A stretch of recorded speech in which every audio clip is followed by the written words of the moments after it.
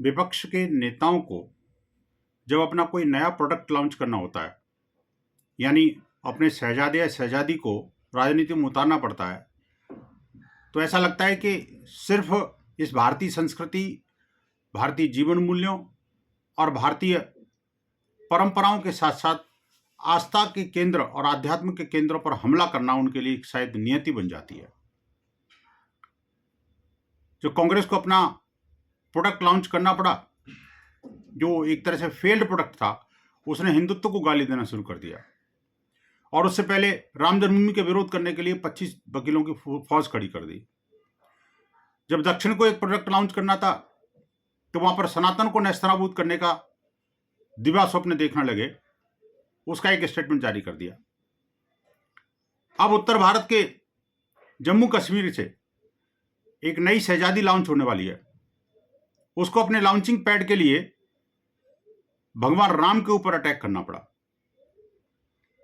देश की राजनीति का इतना घृणित चेहरा, इतना निकृष्ट सोच।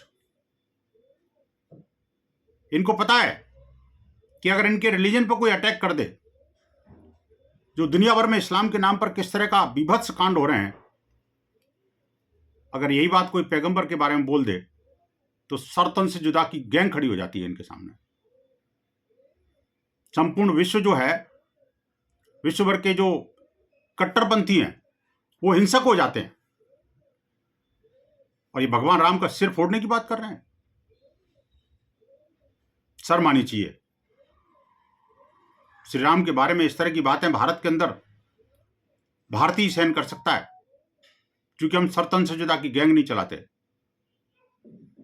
लेकिन वो तथाकथित वरिष्ठ नेता कहां सो जाते हैं? उनके मां बाप को तनिक भी शर्म नहीं आती? क्या राजनीति में उनको लॉन्च करने के लिए यही लॉन्चिंग पैड मिला कि राम को गाली दो, सनातन को गाली दो, भगवा को गाली दो, हिंदुत्व को गाली दो, हमारे आस्था के केंद्रों को गाली दो? एक शब्द बांग्लादेश में नहीं बोलेंगे। वहां किस तरह के विभत्स कांड हो रहे हैं, कितने सारे मंदिरों को, मूर्तियों को जलाया जा रहा है, तोड़ा जा रहा है, कितने सारे हिंदुओं को, महिलाओं को इस्लाम के नाम पर, जिहाद के नाम पर और काफिर फोबिया के शिकार बनके इस तरह से जेनोसाइड किया जा रहा है, उस पर एक शब्द नहीं बोलेंगे। शर्म आनी चाहिए। देश की राजनीति पर यह विराम लगाना बहुत जरूरी है और इस मानसिकता का अंत भी करना जरूरी है।